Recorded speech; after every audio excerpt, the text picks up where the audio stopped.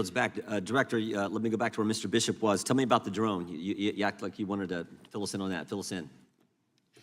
So we have recovered a drone that the shooter appears to have used. It's being exploited and analyzed by the FBI lab. The drone was recovered in his vehicle. So at the time of the shooting, the drone was in his vehicle with the controller. In addition, our investigation has uncovered. Do you know what time of day he flew it, and if he flew it on the day of the shot? Yeah. Oh, I'm sorry. Go ahead. So in addition, it appears that around 3:50 p.m., 4 o'clock in that window, on the day of the shooting, that the shooter was flying the drone around the area 2 hours. for about 11 minutes. I want to be clear, but when I say the area, not over the stage and that part of the area itself, but I would say about 200 yards, give or take, away from that. We think, but we do not know, so again, this is one of these things that's qualified because of our ongoing review, that he was live streaming, viewing the footage from that, again, about 11 minutes in around the 3:50, 4 o'clock p.m. range. 2 hours before, he's flying a drone in the vicinity of the route. About 200 yards away, yes. 200 yards. Okay, that's important information. What about the bombs that we've heard about in the shooter's car? So again, the FBI lab is exploiting those explosive devices. Yep. There were, we've recovered 3 devices, 2 in his vehicle and 1 back in his residence. Are these what you would call, your experts would call sophisticated operations, or this? I don't know. That's what I've been told by people who have some understanding of this area. Yeah, I think it's.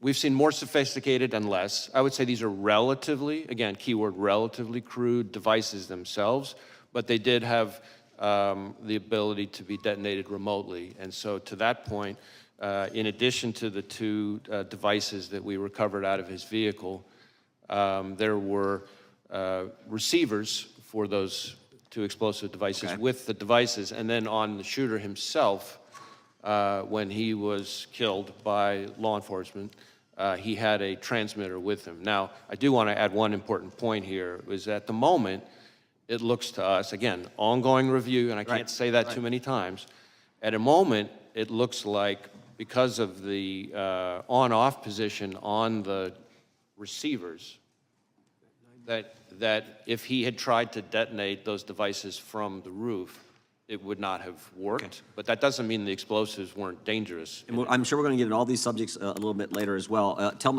us what you can about the encrypted platforms we've heard about.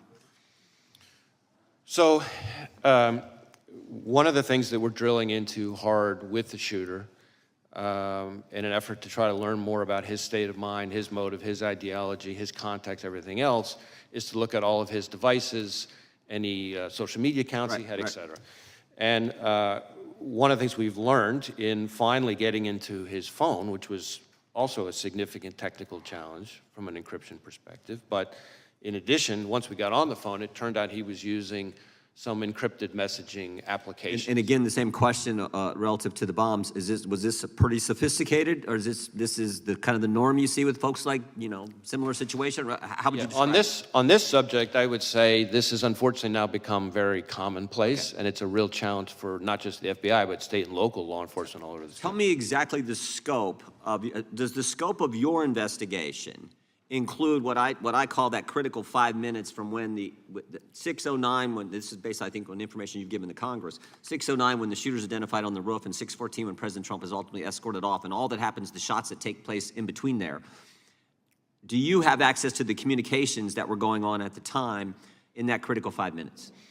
So our investigation, when you say scope, our investigation includes that time frame, although focused again on the shooter himself. I understand. And his day. Now, as part of that, he's obviously involved in that time frame. Correct. And as part of that, as part of our focus, our investigation of the shooter and the attack, of course, we are interviewing law enforcement from the scene, because those are some of the most significant witnesses, and we're obviously getting access to their materials and that kind of thing, and the Secret You're Service has getting been access fully to cooperative. you have access to the communications that exist there. That exact question, I don't, as I sit here at the moment, I don't know the exact answer to that question, but I know that Secret Service has been cooperative with us. The Congress would like access to those communications as well. I mean, not just that 5 minutes, although I think that's the critical time frame.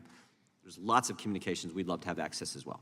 I see my time is up, and they have called votes on the floor. I think there are about 6 minutes left in votes, so the committee will stand in recess until approximately 10 minutes after votes conclude on the House floor.